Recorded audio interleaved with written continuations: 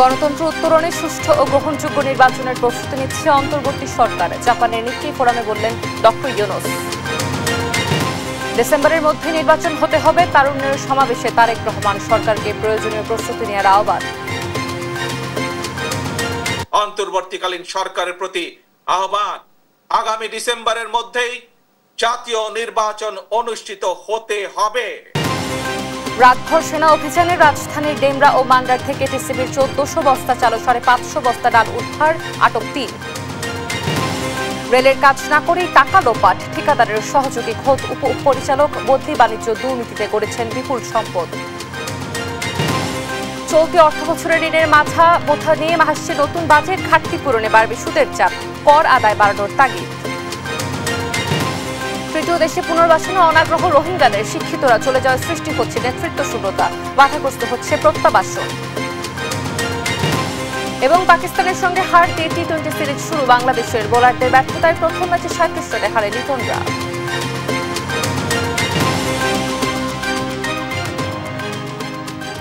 দেখছিলেন সুনামগুলো সংবাদ সকালে, আপনাদের সঙ্গে রয়েছি আমি অতসী সেন। এবারে পুরো খবর। দেশকে গণতন্ত্র উত্তরণে সুষ্ঠু ও গ্রহণযোগ্য নির্বাচন দিতে প্রস্তুতি নিচ্ছে অন্তর্বর্তী সরকার। সকালে জাপানের নিক্কি ফোরামে এ কথা জানান অন্তর্বর্তী সরকারের প্রধান উপদেষ্টা ডক্টর মোহাম্মদ ইউনুস। এ সময় বাংলাদেশের মানুষের প্রত্যাশা ও স্বপ্ন পূরণে সরকার কাজ করছে বলেও জানান তিনি। সম্মেলনে সার্ক নিয়েও কথা বলেন অধ্যাপক মোহাম্মদ ইউনুস। 4 দিনের রাষ্ট্র সফরে বুধবার থেকে জাপানে আছেন তিনি।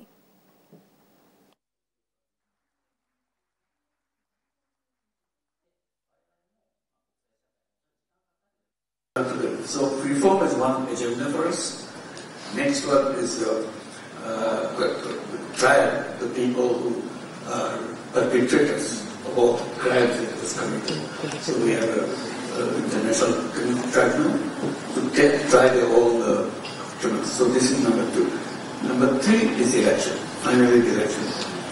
So we have been explaining to people the election will be held between end of this year in December or maximum of June. ডিসেম্বরের মধ্যে জাতীয় নির্বাচন হতে হবে সাফ জানিয়ে দিলেন বিএনপির ভারপ্রাপ্ত চেয়ারম্যান তারেক রহমান। নির্ধারিত সময়ে ভোট আয়োজনে সবাইকে প্রস্তুতি নেওয়ার আহ্বানও জানান তিনি। অন্তর্বর্তী সরকারের কারো রাষ্ট্র পরিচালনার ইচ্ছা থাকলে পদত্যাগ করে নির্বাচনে অংশ নেওয়ার আহ্বানও জানান তারেক রহমান। রাজধানীর নয়াপল্টনে তারুণ্যের সমাবেশে এসব কথা বলেন তিনি। সাইফুল রিপনের প্রতিবেদন। তারুণ্যের রাজনৈতিক অধিকার প্রতিষ্ঠায় নয়াপল্টনে দলের কেন্দ্রীয় কার্যালয়ের সামনে আয়োজিত সমাবেশ নির্ধারিত সময়ের আগেই পরিণত হয় জনসমুদ্রে। প্রধান অতিথির বক্তব্যে বিএনপির ভারপ্রাপ্ত চেয়ারম্যান তারেক রহমান তরুণদের উদ্দেশ্যে হাজির করেন নতুন স্লোগান, দিল্লি নয় পিন্ডি নয়, নয় অন্য কোনো দেশ, সবার আগে বাংলাদেশ। দিল্লি নয় পিন্ডি নয়, নয় অন্য কোনো দেশ, সবার আগে বাংলাদেশ। তারেক রহমান অভিযোগ করেন সংস্কার নিয়ে কালক্ষেপণ করে নির্বাচন বিলম্বিত করে অন্তর্বর্তী সরকারের কেউ কেউ ভিন্ন উদ্দেশ্য হাসিল করতে চায়। আগামী জাতীয় নির্বাচন অনুষ্ঠান নিয়ে মনে হয় এরই ভিতরে টাল বাহানা শুরু হয়েছে বা চলছে। কথিত অল্প সংস্কার আর বেশি সংস্কারের অভিনব শর্তের আবর্তে ঘুরপাক খাচ্ছে আগামী জাতীয় নির্বাচনের ভবিষ্যৎ। অন্তর্বর্তীকালীন সরকারের ভেতরে এবং বাইরে কারো কারো মনে হয় কিছু ভিন্ন উদ্দেশ্য রয়েছে। জনগণের বিশ্বাস নষ্ট হয় এমন কোনো কাজ থেকে বিরত থাকতে অন্তর্বর্তী সরকারের প্রতি আহ্বানও জানান তারেক রহমান। গণতন্ত্রের পক্ষের রাজনৈতিক দলগুলোকে দয়া করে প্রতিপক্ষ বানাবেন না। যদি আপনাদের কেউ রাষ্ট্র পরিচালনায় থাকতে চায় তাহলে সরকার থেকে পদত্যাগ করে জনগণের কাতারে আসুন, নির্বাচন করুন। যদি ভবিষ্যতে নির্বাচনে জনগণের রায় পান তাহলে আবার সরকারের দায়িত্ব গ্রহণ করুন। এ সময় ইশরাক হোসেনের শপথের ব্যবস্থা না করে সরকার স্বৈরাচারী আচরণ করছে বলেও অভিযোগ করেন তারেক রহমান। ইশরাকের ক্ষমতা গ্রহণ বা ইশরাকের শপথ গ্রহণে বাধা সৃষ্টি করে আজ আমরা আবারও স্বৈরাচারী মানসিকতার বহিঃপ্রকাশ দেখতে পাচ্ছি। জানান তরুণ প্রজন্মের আকাঙ্ক্ষা ধারণ করেই আগামীর কর্মপরিকল্পনা নিয়েছে বিএনপি। আগামী ডিসেম্বরের মধ্যেই জাতীয় নির্বাচন অনুষ্ঠিত হতে হবে। আগামী ডিসেম্বরের মধ্যে আপনারা জাতীয় নির্বাচন অনুষ্ঠান অনুষ্ঠিত হয় তার প্রস্তুতি নিতে শুরু করুন। আমরা জাতীয় সত্যিতে চলে গেলাম। সমাবেশে আসা নেতাকর্মীরা বলছেন, যে কোনো উপায়ে নিশ্চিত করতে হবে দীর্ঘদিন অধিকার বঞ্চিত তরুণ প্রজন্মের রাজনৈতিক অধিকার, ভোটের অধিকার। ঐক্যবদ্ধভাবে মোকাবেলা করতে হবে গণতান্ত্রিক উত্তরণের পথের যে কোনো ষড়যন্ত্র। সাইফুল রিপন, দেশ টিভি, নয়াপল্টন, ঢাকা। রাজধানীর ডেমরা ও মান্ডার দুইটি গোডাউন থেকে প্রায় 1400 বস্তা চাল, 528 বস্তা ডাল সহ বিপুল পরিমাণ টিসিবির পণ্য জব্দ করেছে সেনাবাহিনী। এ সময় 3 জনকে আটক করে হস্তান্তর করা হয় ডেমরা থানায়। জব্দ করা টিসিবির পণ্য ডেমরা ও মুগদা থানায় হস্তান্তর করা হয়েছে। তারেক মাহমুদ সুজনের রিপোর্ট।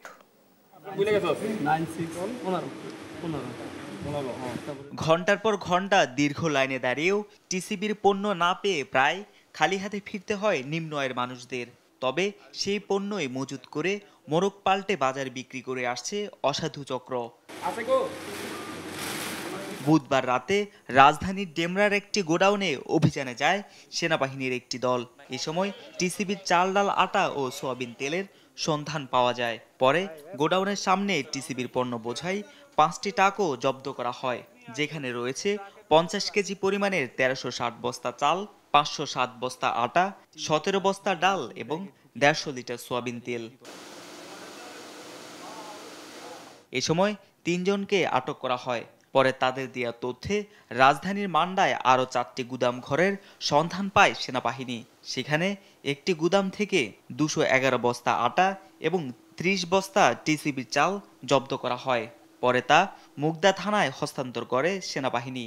এছাড়াও ডেমরায় গোডাউন থেকে জব্দ করা পণ্য ও আটককৃত 3 জনকে ডেমরা থানা পুলিশের কাছে হস্তান্তর করা হয়। তারেক মাহমুদ সুজন, দেশ টিভি, ঢাকা। রেললাইনের নিরাপত্তা বেষ্টনী, গ্রিল, রং ও মেরামত না করে 25 লাখ টাকা লোপাট করেন ঠিকাদার রেজাউল মোল্লা। অথচ ঠিকাদারির মূল প্রকল্প বাতিল হলো রেলের উপপরিচালক SM মাহমুদুর রহমানের স্বাক্ষরে আত্মসাৎ করে টাকা। রেলে বদলি, বাণিজ্য, দুর্নীতিতে বিপুল অর্থ সম্পদ গড়েছেন এই উপপরিচালক। আলিমুজ্জামান সফওয়ানের অনুসন্ধানে জানুন বিস্তারিত। Brahmanbaria rail station. এই স্টেশন থেকে মূল সড়ক ধরে নেই কোনো রেল লাইনের নিরাপত্তা বেষ্টনী। অথচ নিরাপত্তা বেষ্টনীর গ্রিলের রং ও মেরামতের কথা বলে 2022 সালে 25 লাখ টাকা তুলে নেয় ঠিকাদার রেজাউল মোল্লা। দেশ টিভির অনুসন্ধানে উঠে আসে, কাজ না করেই রেলের 25 লাখ টাকা হাতিয়ে নিতে ঠিকাদারকে যোগসাজশে সহায়তা করেন রেলের তৎকালীন বিভাগীয় প্রকৌশলী SM মাহমুদুর রহমান। আরও চাঞ্চল্য তৈরি হয় নথিপত্র অনুসন্ধানে। 2023 সালে নাকি মূল প্রকল্পই বাতিল হয়ে যায়। তাহলে কাজ না করেই কিভাবে কার্যসাজশে রেলের 25 লাখ টাকা হাতিয়ে নিল ঠিকাদার? অনুসন্ধানে উঠে আসে, ঠিকাদার রেজাউল মোল্লার ঘনিষ্ঠ রেলের উপপরিচালক SM মাহমুদুর রহমান। অর্থ হাতিয়ে নেওয়ার বিষয়ে ঠিকাদার রেজাউল মোল্লার কাছে জানতে চাইলে তিনি হুমকি দেন। আপনার সাথে আর কোনো জবানবন্দি নেই ভাই, আপনার সাথে কথা হবে কাগজ কলমে। ভাই আমি আর কোনো কথা বলবো না, অন ক্যামেরা আপনার সাথে কথা হবে না। এসব দুর্নীতির কারিগর বাংলাদেশ রেলওয়ের মুকুটবিহীন সম্রাট উপপরিচালক SM মাহমুদুর রহমান। বর্তমানে দায়িত্ব পালন করছেন দোহাজারী কক্সবাজার রেল প্রকল্পে। তবে তার অনিয়ম দুর্নীতির কালো হাত যেন দেশ জুড়ে।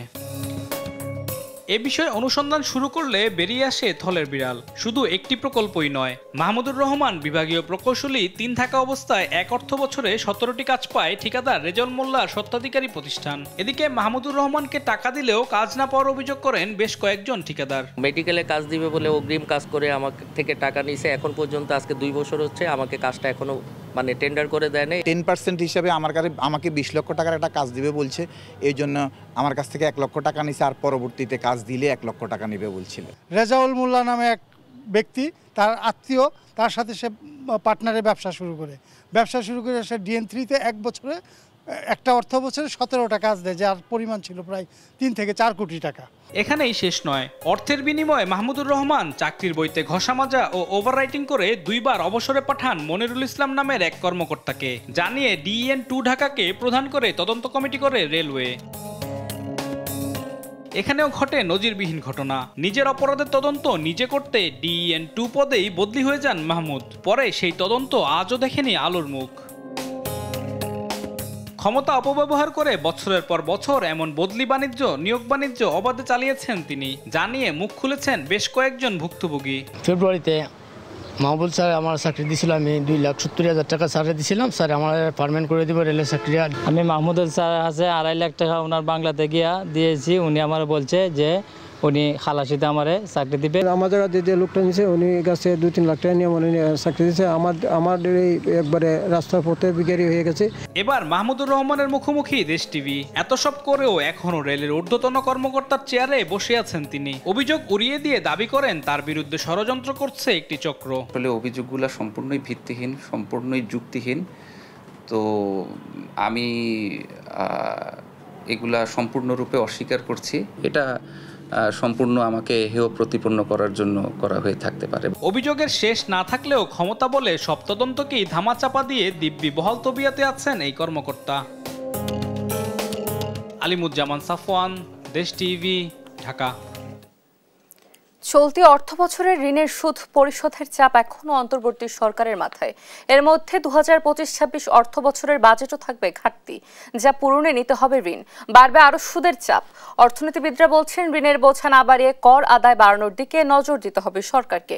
এমা আজিমের রিপোর্ট। ঘাটতি মোকাবেলায় 2025-26 অর্থ বছরের বাজেটেও ঋণের উপর নির্ভর করতে হচ্ছে অন্তর্বর্তী সরকারের। এবার বৈদেশিক ঋণের উপর আরও বেশি নির্ভর করার সম্ভাবনা রয়েছে। চলতি অর্থ বছরের বাজেটে বৈদেশিক ঋণ 90,700 কোটি টাকা ধরা হয়, তবে এবার তা আরও 19,300 কোটি টাকা বেড়ে যেতে পারে। কিছুটা কমার সম্ভাবনা রয়েছে অভ্যন্তরীণ ঋণের পরিমাণ। এবার 1,30,000 বা 40,000 কোটি টাকা অভ্যন্তরীণ ঋণ নেওয়া হতে পারে, আগের বছর যা ছিল 1,52,500 কোটি টাকা। এ হিসেব বলছে বাজেটে বাড়বে সুদ পরিশোধের ব্যয়। গত অর্থ বছরে 1,13,500 কোটি টাকা সুদ হলেও এবার তা বেড়ে 1,33,000 কোটিতে ঠেকতে পারে। এ অর্থনীতিবিদ মনে করছেন এমন সুদের বোঝা শুধু বাজেট বাস্তবায়নকেই চাপে ফেলবে না, রিজার্ভ ও অর্থনীতিকেও প্রভাবিত করবে। আগামী অর্থ বছরে যেহেতু প্রায় মোট বাজেটের 17% মতো এই সুদ পরিশোধে ব্যয় করা হবে এবং তার একটা বড় অংশ চলে যাবে ডলার হিসেবে দেশের বাইরে, তো সুতরাং একদিকে রিজার্ভের উপরে চাপ তৈরি হবে, অন্যদিকে দেশের অর্থনীতিও খানিকটা সংকুচিত হতে পারে। তবে বৈদেশিক ঋণ কমিয়ে অভ্যন্তরীণ আয় বাড়ানোর তাগিদ এ অর্থনীতিবিদের। তার মতে ঢেলে সাজাতে হবে কর আদায় প্রক্রিয়াকেও। সুদের চাপটা কমানোর উপায় হচ্ছে যে আপনি ঋণ নেবেন না, বেশি ঋণ নেবেন না। যদি আপনি বেশি ঋণ নেন তাহলে আপনি সুদের বোঝা তো বাড়তেই থাকবে। আর বেশি ঋণ আপনি নিতে পারবেন না তখন যখন আপনার ডোমেস্টিক রেভিনিউ, আভ্যন্তরীণ কর আয় বা কর বহির্ভূত আয় আপনি বাড়াতে পারবেন। আর ওটা আপনি বাড়াতে পারবেন যখন আপনি ট্যাক্স নেট এবং ট্যাক্স রেট, ট্যাক্স বেস এবং ট্যাক্স আদায় এগুলো ঠিক মতো করতে পারবেন। ওটা আবার করতে গেলে আপনার ট্যাক্স অ্যাডমিনিস্ট্রেশনের রিফর্ম লাগবে। এই সবগুলো জিনিস বাজেটে করতে পারলে আস্তে আস্তে সুদের বোঝা কমবে। 2023-24 অর্থ বছর পর্যন্ত ঘাটতি মোকাবিলায় অভ্যন্তরীণ ঋণের উপর বেশি নির্ভর করত সরকার। চলতি অর্থ বছরেই বাড়ানো হয় বৈদেশিক ঋণের পরিমাণ, যা এবার আরও বাড়তে পারে। বৈদেশিক ঋণ আর ঋণের সুদ দুটি পরিশোধ করতে হয় ডলারের হিসেবে। সেক্ষেত্রে ডলারের মূল্য বৃদ্ধি পেলে বাড়তে পারে ঋণের বোঝা আর সুদের চাপ। এম এ আজিম, দেশ টিভি, ঢাকা। দেশের 6টি অঞ্চলের নদী বন্দরে দুপুর পর্যন্ত 2 নম্বর নৌ হুঁশিয়ারি সংকেত দিয়েছে বাংলাদেশ আবহাওয়া অধিদপ্তর। এ নিয়ে আরো জানাতে কক্সবাজার ও ভোলা থেকে সরাসরি যুক্ত হচ্ছেন আমাদের সহকর্মী আব্দুর রহমান ও ছোটন সাহা। আমরা শুরুতেই চলে যাচ্ছি কক্সবাজারে। রহমান, বর্তমানে সেখানে কি পরিস্থিতি বিরাজ করছে এবং আবহাওয়া অধিদপ্তর কি বলছেন, সর্বশেষ কি তথ্য রয়েছে আপনার কাছে আমাদের জানাবেন। ধন্যবাদ। ঐতিহ্য আপনি যেমনটি বলছিলেন, কক্সবাজারে আজকে 3 দিন ধরে গুঁড়ি গুঁড়ি বৃষ্টি সহ দমকা হাওয়া বইছে এবং আমাদের আবহাওয়া অফিস জানিয়েছে গতকাল সকাল 6টা থেকে আজ সকাল 9টা পর্যন্ত আপনার 91 মিলিমিটার বৃষ্টিপাত রেকর্ড হয়েছে বলে আমাদেরকে জানিয়েছে। উত্তর বঙ্গোপসাগরে সৃষ্ট লঘুচাপটির কারণে কক্সবাজার সহ সারা দেশে বৃষ্টিপাতের সম্ভাবনা রয়েছে এবং এই মেঘমালার ফলে লঘুচাপটি আস্তে আস্তে শক্তি সঞ্চার করে এবং কাল হয়তো এটি আরও শক্তি সঞ্চয় করার মধ্য দিয়ে এটি নিম্নচাপে পরিণত হবে বলে আমাদেরকে জানিয়েছে আবহাওয়া অফিস। আর ঐতিহ্য যে বিষয়টি আমাদেরকে নিশ্চিত করেছেন সেটি হলো যে এটি বঙ্গোপসাগরের খুলনা এবং দিয়ে ভারতের দিকে মুখ রয়েছে বলে আমাদের কাছে, যেহেতু ঘড়ির কাঁটার উল্টো দিকে এটি প্রবাহন থাকে, সেক্ষেত্রে সারা বাংলাদেশের ন্যায় কক্সবাজারেও আজকে এবং আগামীকালকে ভারী বৃষ্টিপাত হবে এবং আগামীকালকে এবং পরশুদিনও গুঁড়ি গুঁড়ি বৃষ্টি হবে বলে আমাদেরকে জানিয়েছে। এবং যেই সমুদ্র সৈকতে এই সংকেতের মধ্যে প্রচুর পরিমাণের পর্যটক আজকে রয়েছে এবং তারা সমুদ্রের স্নানে মুক্ত রয়েছে এবং তারা তাদের পরিবার পরিজন নিয়ে সংকেতের মধ্য দিয়ে আবহাওয়া এবং পর্যটন তারা দুটাই উপভোগ করেছে আমাদেরকে জানিয়েছে। আমরা এখন যাব খুলনাতে, ভোলাতে আমাদের সহকর্মী নয়নের কাছে।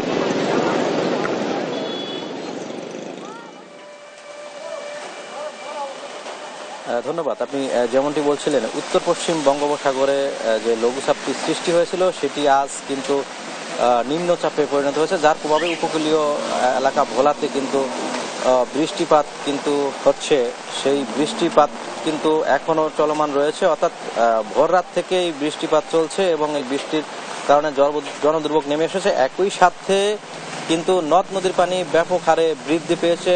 মেঘনার পানি বিপদসীমা 67 সেন্টিমিটার উপর দিয়ে প্রবাহিত হয়েছে এমনটি আমরা জেনেছি এবং যার প্রভাবে উপকূলে যে নিচু এলাকা রয়েছে সেগুলো কিন্তু প্লাবিত হয়েছে এমনটিও আমরা জেনেছি। তো আসলে যে অবস্থা, উপকূলের যে বাসিন্দারা রয়েছেন তারা অনেকটাই শঙ্কার মধ্যে কিন্তু তারা রয়েছেন। তারা বলছিলেন যে আসলে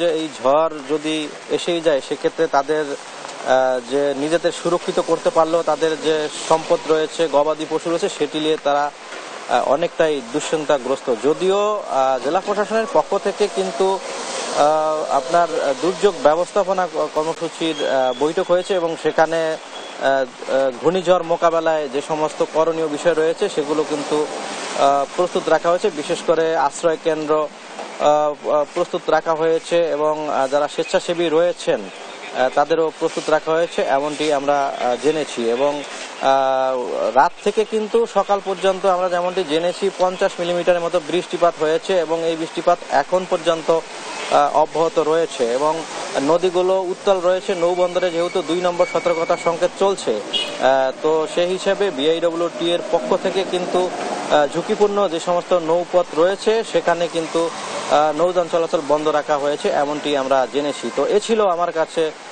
বলার যে আবার সার্বিক যে পরিস্থিতি তা নিয়ে সর্বশেষ তথ্য। ফিরছি স্টুডিওতে, অতসী। ধন্যবাদ আপনাদের দুজনকে। দর্শক, বাংলাদেশের নদী বন্দরগুলোতে কিন্তু বাংলাদেশ আবহাওয়া অধিদপ্তর থেকে 2 নম্বর নৌ হুঁশিয়ারি সংকেত দেওয়া হচ্ছে। সে বিষয়ে আবহাওয়া সম্পর্কিত বিস্তারিত তথ্য জানাচ্ছিলেন আমাদের সহকর্মীরা, তারা যুক্ত ছিলেন সরাসরি ভোলা এবং কক্সবাজার থেকে। টানা বৃষ্টিতে তলিয়ে গেছে চাঁপাইনবাবগঞ্জের বরেন্দ্র অঞ্চলের শত শত বিঘা জমির পাকা বোরো ধানের ক্ষেত। গেল কয়েকদিনের একটানা বৃষ্টির কারণে ধান কেটে তুলতে পারছেন না কৃষকরা। এতে জমিতেই পচে নষ্ট হচ্ছে কৃষকের কষ্টের ফসল। অনেক এলাকায় ধান কাটার জন্য মিলছে না শ্রমিক, কোথাও আবার পাকা ধানে বীজ গজাতে শুরু করেছে। আর ক্ষতিগ্রস্ত কৃষকের তালিকা করে প্রণোদনার আশ্বাস দিয়েছে কৃষি বিভাগ। সহকর্মী তারেক রহমানের পাঠানো রিপোর্ট জানাচ্ছেন শামীম হোসেন। চাঁপাইনবাবগঞ্জে 5 উপজেলায় চলতি মৌসুমে বোরো ধান চাষ হয়েছে প্রায় 48,000 হেক্টর জমিতে। গেল 15 দিন থেকে ধান কেটে ঘরে ওঠানোর কাজে ব্যস্ত সময় পার করছিলেন এ জেলার কৃষকরা। তবে গেল কয়েকদিনের টানা বৃষ্টিতে ধানের জমিতে সৃষ্টি হয়েছে জলাবদ্ধতা। এতে জমিতেই পচে নষ্ট হচ্ছে এসব ধান, এমনকি পাকা ধানে বীজ গজাতেও শুরু করেছে। এতে দুশ্চিন্তায় দিন কাটছে কৃষকদের। 5 দিন থেকে যে আমাদের পানিতে আমাদের ধান সব তলিয়ে যাচ্ছে, ভিজে যাচ্ছে এবং ধানের অতিরিক্ত ওজন হয়ে গেছে। এই ওজনের কারণে আমরা ধান নিয়ে উপরে উঠাইতে পারতেছি না। কিছু তুলেছি, কিছু ভেসে চলে গেছে আর দানা গ্যাস বাড়িয়ে গেছে, ওই ধান খাইতে হবে। কেউ তো লিবে না, ধান ওগুলো বিক্রি করা যাবে না। কৃষকরা বলছেন বোরো ধান কাটা শুরু হতে না হতেই গত এক সপ্তাহ ধরে বৃষ্টি হচ্ছে। রোদ না থাকায় ধান কেটে মাড়াই করাও যাচ্ছে না। এমনকি বৃষ্টির পানিতে ভেসে গেছে অনেক কৃষকের জমিতে থাকা কাটা ধান। কমসে কম 100 বিঘা জমি নষ্ট হয়েছে, ধান সব নষ্ট হয়েছে। মানে আমাদের সবাই এখন সুরক্ষার উপর নিয়ে যেতে হয়েছে পানি থেকে। এক মাঞ্জা পানি থেকে আমরা ধান নিয়ে আসছি, ফের আমার ওই নিয়ে যে আমার ফের আবার রোদে শুকাইতে হয়েছে, ফের আবার বৃষ্টিতে ভিজে দিয়েছে, ফের আপনার অবস্থা খারাপ, ফের ভিজে দিয়েছে, ফের আবার শুকাছি। এরকমভাবে না হয়েছে তখন আমরা মেশিনে ভইরা ফের আবার আমরা কি করতে হয়েছে, ভূতে মাইরা ফের আমার। কৃষি কর্মকর্তারা বলছেন দ্রুতই ক্ষতিগ্রস্ত কৃষকদের তালিকা করে সংশ্লিষ্ট অধিদপ্তরে পাঠানো হবে। প্রণোদনার মাধ্যমে তাদের সহায়তা দিয়ে চাষিদের ক্ষতি পুষিয়ে দেওয়া হবে। যে সমস্ত কৃষকের কিছু ক্ষতিগ্রস্ত হয়েছে আমরা এগুলা উপজেলা কৃষি অফিসারের মাধ্যমে আমরা তথ্য সংগ্রহ করতেছি এবং এটা আমরা উপরে পাঠাবো। যদি পরবর্তীতে কোনো সহযোগিতা আসে আমরা তাদেরকে সহযোগিতা করব। কৃষি অধিদপ্তরের তথ্য মতে গেল বছর চাঁপাইনবাবগঞ্জে বোরো ধান চাষ হয়েছিল ৫১,৯৩৫ হেক্টর জমিতে, আর চলতি বছরে ৪৭,৭৩০ হেক্টর জমিতে বোরো ধানের চাষ হয়েছে। নিউজ ডেস্ক, দেশ টিভি।